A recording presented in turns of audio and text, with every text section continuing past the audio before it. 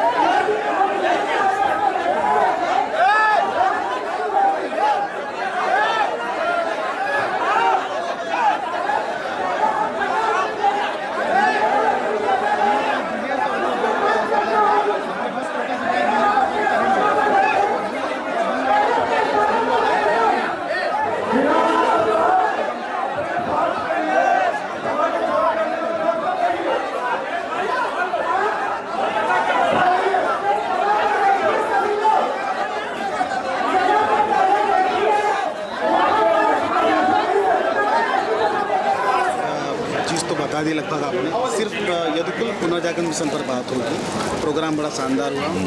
महाराष्ट्र के मुंबई को ये पहला अवसर मिला जहां दिग्गज लोग जमा हुए। इसके आगे क्या? देखिए, इसके आगे हमारा एक गहराई से प्रशिक्षण शिविर चलेगा।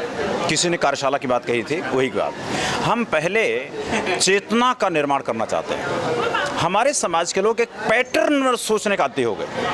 जैसे हम पगडंडी पर चलेंगे और हमने कहा कि ये 12 लेन की सड़क है, तो वो 12 लेन की सड़क पर चढ़ने से डर रहे हैं, क्योंकि वो साइकिल वाली पगडंडी की आदत ही हो गए। मैं कह रहा हूँ, जब 12 लेन की सड़क है तो पगडंडी से क्यों जा रहे हो? वो घबरा रहे हैं। हम उनको एक बुलाएंगे, एक कॉन्फ्रेंस करेंगे, एक प्रशिक्षण शिविर लगाएंगे और उनको बताएंगे कि पगडंडी छोड़ो और 12 लेन की सड़क पर चलो, क्योंकि दुनिया बदल रही है।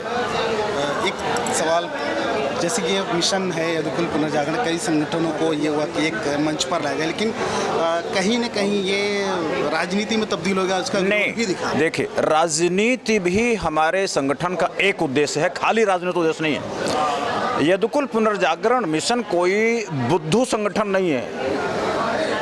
ऐसा बुद्धू, ये बुद्ध है।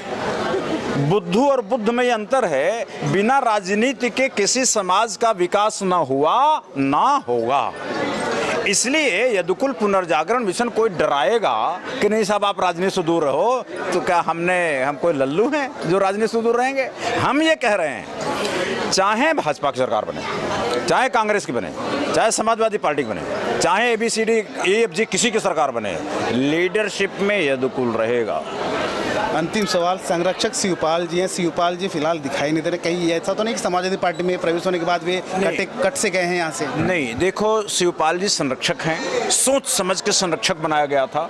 संरक्षक सब जगह उपस्थित नहीं रहता, अध्यक्ष उपस्थित रहता। हमारी टीम पूरी उपस्थित है यहाँ। शिवपाल जी तो हमारी, जब कभी कभी बम फेंकना होता, ब्रह्मास्त्र तो इस्तेमाल किए जाएंगे। अब रोज रोज थोड़ी उनका यूज किया जाएगा। नहीं, यानी अगले प्रोग्राम में कहीं ना कहीं निश्चित रूप से वो रहते हैं। मैं एक बात कहना चाहता हूँ, आदरणीय मुलायम सिंह नेता समाजवादी पार्टी के संरक्षक थे, तो सब जगह नहीं गए। संरक्षक का मतलब जब विशेष परिस्थितियाँ आएंगी, आवश्यकता होगी, तभी नेताजी को विशेष परिस्थिति तो बस तो तब बुलाएंगे, तब आएंगे। वो आते हैं, यूपी में तो आता ही है ना। बम्बई थोड़ा दूर था, तो भाई आजकल उनके बड़ी जिम्मेदारी है। अब यहाँ आने का मतलब 3-4 दिन नुकसान होना था, 4 दिन मतलब 8 सभाएं कैंसिल होनी थी। तो ठीक है, नहीं आए तो ठीक हुआ। इसका मतलब ये नहीं को अलग है। उन्हीं से पूछिए, एक बाइट लीजिए कि शिवपाल साहब क्या आप यदुकुल से अलग हो गए हो? वो अगर कह देंगे मैं अलग हो गया हूँ तो मैं मान लूँगा। सर ये जो यदुकुल पुनर्जागरण मिशन का जो प्रोग्राम महाराष्ट्र मुंबई में हुआ, कितनी सफलता मिली और आगे क्या? नहीं, सब समाज के हजारों लोग यहाँ मौजूद थे, सभी लोगों के साथ मिलकर बातचीत हुई और अच्छा एक वातावरण बना। आगे भी इस वातावरण को अच्छे से चलाएंगे, ये तो अच्छी बात है। मतलब एक आगाज क्रांति का आगाज यादवों के प्रति एक समाज में होने की उम्मीद जगी है। हाँ, निश्चित तौर से जो अभाव और परेशानी में लोग हैं उनको जोड़ करके उनकी आवाज़ को, उनके अधिकारों की बात करना, ये यदुकुल का मकसद है, इसी को पूरा करेगा। एक अंतिम सवाल, आपको ये हुआ कि सपा सरकार नहीं बनती है तो आपको मुख्यमंत्री पद का दावेदार अगले पार्टियों से बनाए, किस पार्टी से? देखिए, हम किसी पद के दावेदार नहीं है, ना ही कोई मन में ऐसा लालच है। हम समाज को जोड़ने निकले हैं और यदुकुल पुनर्जागरण मिशन को ताकत देने निकले हैं। यदुकुल पुनर्जागरण मिशन का जो प्रोग्राम हुआ मुंबई महाराष्ट्र में, एक अच्छी सफलता मिली, आगे क्या? देखिए, ये यदुकुल पुनर्जागरण मिशन जो है ये यादवों से संबंधित समस्याओं को लेकर जो है ये संस्था, आप कहें इसको, या भारत स्तर पर, भारत के लेवल पर ये संस्था आगे आई है। और यादवों की जो समस्याएं, हमारे समाज के बहुत से गरीब बच्चे हैं जो पढ़ाई लिखाई और इतर विषयों से महरूम रह जाते हैं, उनको ये प्रॉपर शिक्षा नहीं मिल पाती है। तो ये इन लोगों के लिए जो है ये समाज और तमाम संस्थाएं संगठन करें, इसलिए ये संस्था जो है आगे आकर लोगों को प्रेरित कर रही है कि ऐसे जो रूट लेवल तक जाएं, जहां पर यादव समाज के प्रत्येक व्यक्ति को न्याय मिल सके। बड़े बड़े दिग्गजों का जमावड़ा लगा रहा, महाराष्ट्र मुंबई को केंद्र बनाया गया, तो ये शुरुआत थी क्या? इसके आगे भी पूरे राज्यों में फैलेगा ये शहरों में? शुरुआत यहाँ पर थी। आज आदरणीय, देखिए, आदरणीय डीपी यादव जी इस सभा के अध्यक्ष थे और ये इस संगठन के भी अध्यक्ष हैं। डीपी यादव जी का ऐसा व्यक्तित्व है, लोगों ने एक पक्ष देखा है, दूसरा पक्ष नहीं देखा है। डीपी यादव जी जितने बड़े बाहुबली कहे जाते हैं, जितना बड़ा ये आदमी तो मोम है। ये आदमी कविताएं लिखता है, ये आदमी जो है 5-5, 6-6 किताबें लिख चुका है। वाणी प्रकाशन से इनकी किताबें प्रकाशित हुई हैं। डॉक्टर वेद प्रताप वैदिक जैसे हिंदी के माने जाने विद्वान इनकी किताबों का लोकार्पण करते हैं। इनका ये पहलू, ये पक्ष जो है लोगों के सामने अब तक नहीं आया था। दूसरी बात, बाहुबली की भी बात आप करें तो आज तक ये कभी नहीं हुआ, आप यादव बिरादरी तो छोड़ दीजिए, वो तो परिवार है हमारा, दूसरी किसी की भी बिरादरी के व्यक्ति को कभी चोट नहीं पहुंचाया, कत्ल नहीं किया, मर्डर नहीं की, फिरौती नहीं मांगी, कहीं कुछ नहीं किया। इस तरह की फालतू घिनौनी चीज़ें कभी उन्होंने जीवन में नहीं की। और ये कवि और साहित्यकार का व्यक्तित्व है और इसलिए जो है वो कभी जीवन में कर भी नहीं सकते। इसलिए हमने ऐसे योग्य व्यक्ति को इस सभा के लिए जो है अध्यक्ष बनाया था। चलते चलते एक अंतिम सवाल, ज़्यादातर मंच पर जो लगा रहा वो जमावड़ा अलग अलग पॉलिटिकल पार्टी, आप शिवसेना से हैं, डीपीजे फिलहाल किसी पार्टी की नहीं है, शिवपाल जी संरक्षक हैं, जी की गांधी जी की एक अलग पार्टी है, तो क्या ये मान लिया जाए कि यदुकुल में जो है सारी तमाम पार्टी के लोग अपना गिला शिकवा या अपनी चीज़ें भूल कर एक होने के मंच पर ये सही प्लेटफॉर्म पर आए हैं इस समय, सही समय पर? जी बिल्कुल। इस संगठन का आप इसे ऐसे देख सकते हैं कि ये यादवों का एक आंदोलन है जिसमें सभी अपनी पार्टी को भूलकर, मूल पार्टी को भूलकर केवल और केवल यादवों के हित के लिए एक मंच पर आए हुए हैं। हमारा एक साधारण यादव, उसका पर कैपिटा इनकम बढ़े।